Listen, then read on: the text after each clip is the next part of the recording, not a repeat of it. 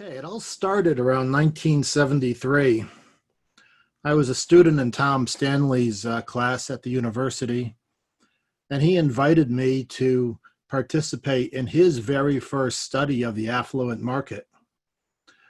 And after we did that study, he encouraged me to stay on in school and get an MBA under his direction, and I agreed to do that, and that was a very, very good decision, as it turns out. And over the next 20 years, I got my PhD, got married, had 3 kids. They're adult kids now. I have 5 grandkids. But in that 20-year period to 1993, Tom called me up. He was teaching at a different school at that time. And he says, "Bill, I have a new concept here. Listen to this: big hat, no cattle." I said, "Oh boy, this is all we need is another research study that will really be, well, time-consuming, draining, and everything else, and wonderful, as it turns out." But okay, but big hat, no cattle is the concept of people who look wealthy but aren't wealthy. And you just saw the that 5-minute video prior to this, and it did a pretty good summary of capturing the essence of the Millionaire Next Door. But in this the 20-year period from 1973 to 1993, we had done a number of consulting studies and academic papers, and we had really a lot of good data. And I think what makes the Millionaire Next Door so successful, and it still sells, but to date, it's already sold 4 million copies. So as we say, God bless America. It's absolutely fabulous. But the reason it's so successful is it because it has convergent validity. We had IRS data, Census Bureau data, paper and pencil questionnaires, focus groups, personal interviews. In this 20 years of research really allowed us to develop the manuscript for the Millionaire Next Door, which then came out in 1996. And so some of the key elements that really have to be emphasized is that frugality is really the cornerstone for wealth building. What we have found that for every wealthy person who can actually afford a luxury item, there are about 4 to 5 others out there buying the same item because they want to look wealthy. Well, my friends, you can either be wealthy or look wealthy. This idea of frugality is really key here. Now, there's no reason why you can't afford a luxury item. I mean, you could. It's a matter of priorities. But what about instead of buying, you become a saver instead?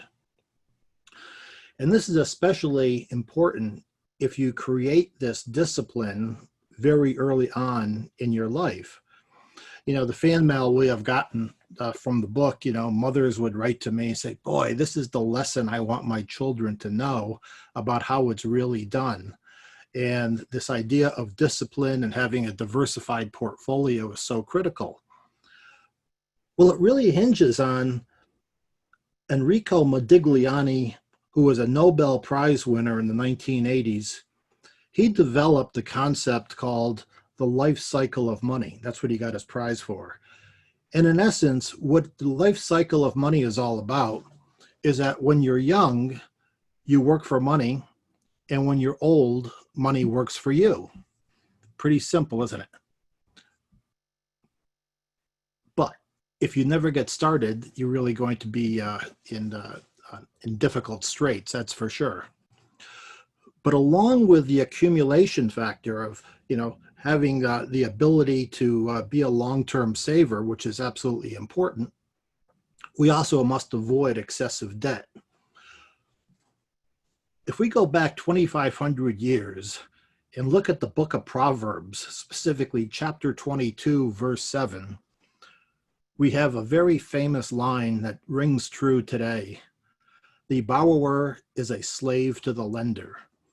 If you get into a lifestyle where you have to have excessive debt in order to maintain that lifestyle, you are going to have a very, very difficult time being a wealth accumulator, that's for sure. Another myth that many people thought was true before the Millionaire Next Door came out was that a lot of people inherited their wealth, and that's just not true. What we find is that those with perseverance and direction and focus and having a purpose for creating wealth are the ones that achieve it. And so we find about 80% of the millionaires and very wealthy people in America today are those who are first generation. Now, this has huge implications as to how you go about developing that wealth. In the Millionaire Next Door, if you look at Appendix 3 in the end of the book, we have a litany of about 150 jobs and occupations that people have used to acquire their wealth. We have antique sales, apartment complex owner managers, cotton farmers, commercial laundries, auctioneers, beer wholesalers, cafeteria owners. My point is this: you don't have to be a highly educated medical doctor or an attorney or a CPA in being in the professions to create wealth. You have to have a joy for what you're doing, and you can be this blue-collar millionaire. In fact, this is how the name of the book came about. After our editor saw that it was going to be called Big Hat, No Cattle, she said, boys, nobody's going to read a book about cattle. How about The Millionaire Next Door? And this really captured it. People living in ordinary neighborhoods, acquiring wealth, not having to be pretentious or live up to anybody's standard except their own. And they have all sorts of satisfaction between their ears, which is really priceless, isn't it? Now, Benjamin Franklin in 1758 wrote an essay called The Way to Wealth. He wrote it under the pseudonym Richard Saunders, as in Poor Richard's Almanac. And in that essay, it's about a 3,500 word essay. You can Google it and get it for free. But he said, there is no gain without pain. This is amazing. It sounds like a Nike advertisement, doesn't it? But this was written more than 250 years ago, that Franklin understood the need to be focused in whatever profession you're going to engage in. And he's basically saying there's no such thing as a bad profession. You have to be engaged in your profession, and that is so true. So suppose you make all this money because you're frugal, you're disciplined, you're doing all the right things, you got all the tax preparations, and you're doing well. Where do your children come in? One of the chapters that we have a lot of fun with, it's about economic outpatient care. It's about subsidizing an adult child. What happens when you have to send them off to be cold turkey, saying, we're not going to have this largesse anymore? What you have just done is created an economic cripple. What you have to do is raise responsible children. And Warren Buffett really had some good advice about these, how to treat your child when you're very wealthy. He said, give your child enough money so that they can do anything, but not so much they can do nothing. This is really critical. Unfortunately, I know a number of very affluent parents who have created a generation of economic cripples, and it is a very sad thing to see. It's a sense of entitlement, and it's just wrong. Well, okay. Those are some of the basic lessons from The Millionaire Next Door, and it's still, these lessons ring true. I live by them myself. But in 1996, when the book came out, was also a very pivotal year in my life. My widowed mother was taking care of my quadriplegic brother until she had a stroke that year.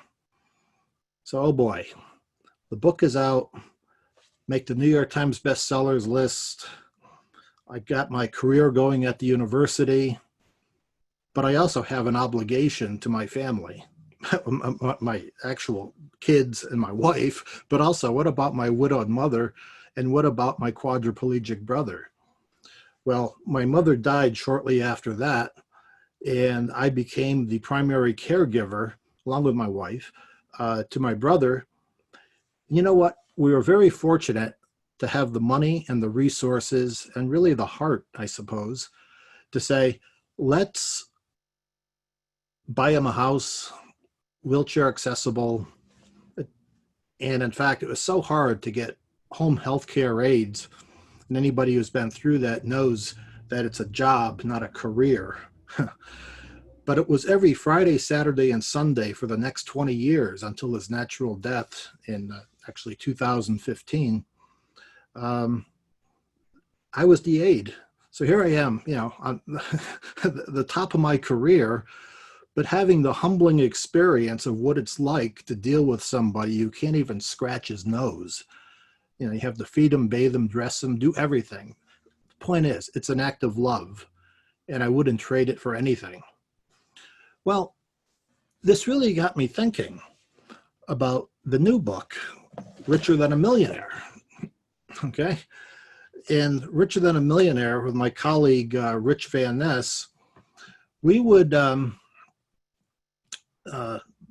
have conversations and take some notes as to what kind of legacy do we want to leave our children and our grandchildren. And those notes turned into paragraphs, and paragraphs turned into chapters, and chapters turned into the book. And it came out in 2017. And it really builds upon and reiterates what the Millionaire Next Door has to say in the first several chapters of the book. But the latter part of the book really talks about values. And it talks about what does it mean to use your money for a greater purpose than yourself. And, look, it's fun having a rich lifestyle, so to speak. But when you realize, look, we're all mortal, we're all on the same path. I'm looking at my brother, the same genetic makeup that I have, and I have everything and he has nothing. But he was very inspirational. He never lost faith, and he lived as good a life as he could. In fact, there's a Monty Python skit called Not Dead Yet. Wait a minute, don't bury me yet. I still have life to live. Anyway, look that up. He enjoyed it. I enjoyed it. My wife's an occupational therapist. She enjoys it. Just because you're physically disabled doesn't mean you've given up on life, okay? So with my colleague, Rich Van Ness and I, we developed the manuscript, and basically the notion in Richer Than a Millionaire is money is good, but money and happiness are better. So what did we do? Well, of course, we rely on survey research to get the job done. What else is there, right? So we did another nationwide survey, and the details are in the appendix of Richer Than a Millionaire. But we looked at, well, what is the median net worth in the United States? And it's about $100,000. And so we purposely excluded the bottom half of all the households in the US and just concentrated those with 100,000 and above. Now, to keep this in perspective, 100,000 to $1 million in net worth gets you into the top 10, or 1.2 million, I should say, gets you into the top 10% of the distribution.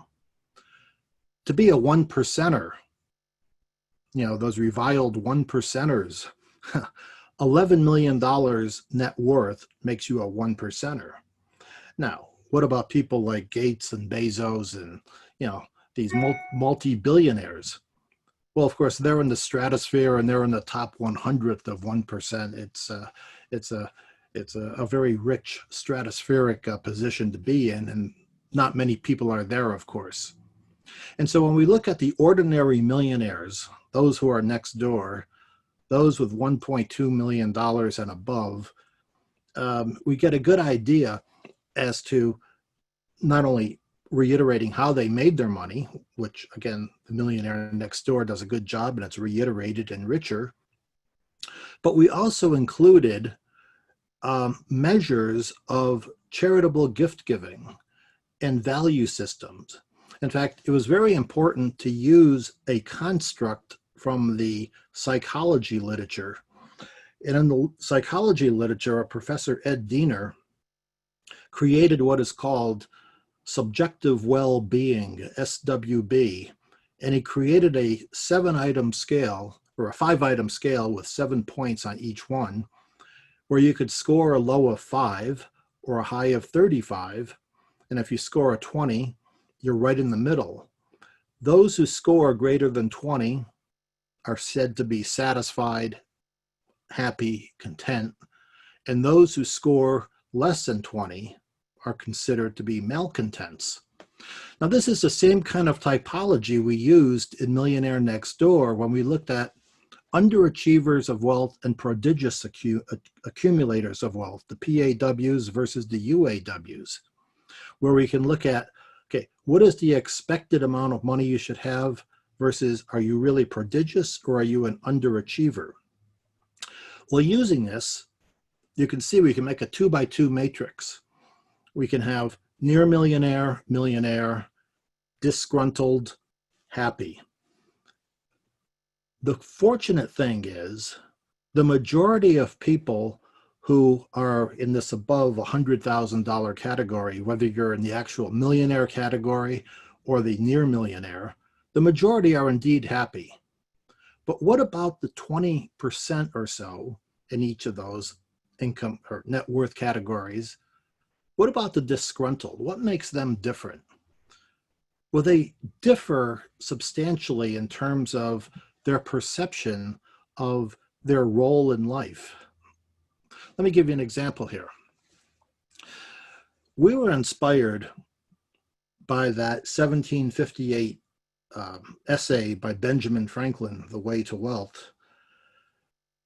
And in this essay, he said, no matter how industrious and persevering and frugal you may be, while all excellent things, it's all blasted without a blessing from heaven. And therefore ask that blessing humbly and be charitable to those in need. Boy, that made a lot of sense, not only from my personal experience, but also from the research that from the psychology literature about what it means to be happy and engaged in society. Well, here's what we found after we tested this. We found that those who are happy tend to be charitable. They give their time and money to charity, and we show this to be beyond statistical chance. Those who are happy and well-adjusted tend to follow the golden rule, doing unto others as you would have them do unto you. What a marvelous idea. And these happy millionaires are also, importantly, at peace with their soul, and they're not anxious about the future. So what do they have? What is going on in our society right now where there is so much unhappiness, it seems? I don't even watch the news anymore. I don't want to. There's absolutely a sickness in our country where we're going in the wrong way. And I think a large part of it is because we have gotten involved with relativism. And if there is no actual stake in the ground as to what is right and what is wrong, we're going to get into a condition of saying, well, who's to say that my values are any different or worse than your values? Well, let's look at some major religions in our world. You know, in Judaism, if you look at the book of Isaiah, chapter 58, there's a discourse there, you know, giving your coat to those who have no coats and feeding the hungry. In Christianity, if you look at Matthew 25, you know, that which you've done to the least of these, you've done unto me, about being charitable. And in Islam, one of 5 pillars of Islam is almsgiving. So if you really take, you know, the tenets of religion seriously, and you look at what Franklin had to say, and we look at the empirical data that actually shows this, that those who practice this giving attitude, as well as having all those other things of being industrious and persevering and, frugal, and all that's good, but have this extra element, are indeed richer than a millionaire. It's, I think, a pretty powerful message, and I hope you agree with that. Now, given all this chaos we have in our society right now, and it's certainly disturbing. I have 5 grandkids, and I look at what kind of world are we leaving them. But one thing I do know, based on just my observations, the have-nots envy the haves. And if you have something to protect, you better protect it.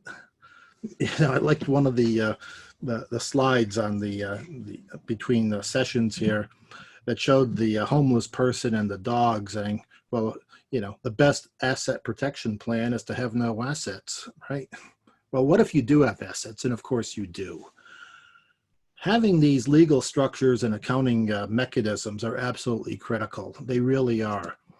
It was as Don Pendleton said, we've known each other for maybe, 20 years. It's been a long time. Well, in 2006, I adopted these very procedures myself. And, I was skeptical as to, well, come on, how can this be, And so my personal CPA, I approached him, his name was Bob. I said, Bob, and he worked for a major firm. I said, Bob, this is going to kill me to say this, but I'm going to pay you for your opinion to tell me what you think of these structures. And he said, okay. And he liked it. And he even gave an enhancement, which was implemented. And he also gave me a bill for $1,500, but it was, it was okay. He's given very good advice. Now, what kind of structures do I need? Well, again, I've been successful at the university and in publishing and in consulting and on the speaking circuit. It's all good. Well, I have a camp in the Adirondacks. My kids love it. My grandkids love it. They bring their friends. I'm glad it's well used, quite frankly. It's lakeside. It's beautiful. We keep it open all year. There's skiing. There's everything. Well, what can happen? You can drown. And boating accidents. Well, that's in an LLC. I have standing timber, about 70 acres up in the Adirondacks. I'm growing cherry trees, hardwood oaks. I also have some pulpy trees in there. But the point is, it takes a number of years to mature between cuttings. And in the meantime, I lease it out to some hunters. Yes, I know them, but they're in tree stands. And you can fall out of a tree stand with your gun and shoot yourself or somebody else. I mean, it's an accident. That's in a separate LLC. My brother's house. Now, my brother, as a quadriplegic, I can tell you, constant bladder infections of staph, pseudomonas, and strep. It was just part of the atmosphere, and you had to have good hygiene in order to deal with him. Well, that's all I need. One of the healthcare aides or somebody suing me because of an infection or death, that's in a separate LLC. And they're all in a family limited partnership, my so-called risky assets. And then my liquid assets, my brokerage account, is in another family limited partnership. But the point is, I am absolutely delighted that I have the peace of mind because I have that structure. It's been going on now for what, 14 years, and it's been wonderful. But again, it's through Don Pendleton's work and this whole organization that I got involved with that particular structure. Peace of mind is priceless. Not being anxious about the future is priceless. Being at peace with your soul is priceless. Okay, so what do we know here? Look, economic scarcity, getting it between your head, between your ears, is absolutely important for wealth building. if you could save 20% of whatever you're making annually and invest across a diverse set of productive assets, you're going to be doing quite well, especially when you let the time value of money work for you. Okay, so does this mean you have to, not have any luxury in your life? Not at all. Why not buy a luxury car that is already depreciated? Let somebody else give you the gift of early depreciation. You can still have your BMW and your Mercedes. I used to drive a Mercedes. Well, I had two of them. I had a big SCL, a Super Einspritzer Lange 500. I bought it used from a widow friend of mine, and it was great. It really was. I drive a Subaru now. What can I say? It's a lot easier. You can put firewood in the back of the Subaru, bring it up to camp. Okay? So this idea of depriving yourself really doesn't have to be brought to the extreme, that's for sure. Okay? Secondly, having multiple streams of income is really going to be beneficial to you. You can have active income, which is your day job, and you could have your passive income from your productive assets, whether they be from the stock market or whether they be in real estate and collecting rents. The idea of collecting rents, and especially for the young people out there starting out, towards the end of Richer Than a Millionaire, there's a 4 or 5 page profile of a guy I interviewed named Dave. He started out with a duplex. He said, "This is pretty neat. I have my next door neighbor paying my mortgage. Now he owns 40 units. And the real beauty of this real estate," and he has the legal protections, he told me. He says, and the real beauty of it is he now has these 40 units and he has his children become the property managers and work on them. It really, the family that works together stays together. So it's really a beautiful thing. It's people have to live somewhere, and he's done a very good job doing it. Being a good steward of your resources is absolutely critical. And of course, these whole 3 days talked about being on the technical end, the legal, accounting, making the money, protecting it. That's all good. But what about your personal resources? You're a human being. Are you obese? Do you smoke? Do you drink too much? All these things. Do you not enough exercise? All of these things can be detrimental to your health and obviously decrease your life and give you fewer compounding opportunities. So there's a personal element here too, that's for sure. And no matter what your income of net worth, it is really critical to be charitable. The empirical evidence is so clear on this that not only do you feel good, you are doing good. There are others who could certainly benefit from your largesse. And again, it's endorsed by every major religion, and it's just the right thing to do. Let me leave you with one final thought here. Going back to that 1758 essay from Benjamin Franklin, in the concluding paragraphs, he says, look, change is hard, and it is hard to change. And he said, the people heard the message, agreed with it, and then practiced the contrary. I get it. Change is hard, and but if you're really serious about being richer than a millionaire, these are the things you will do. So I thank you for your time and attention, and be well. Thank you.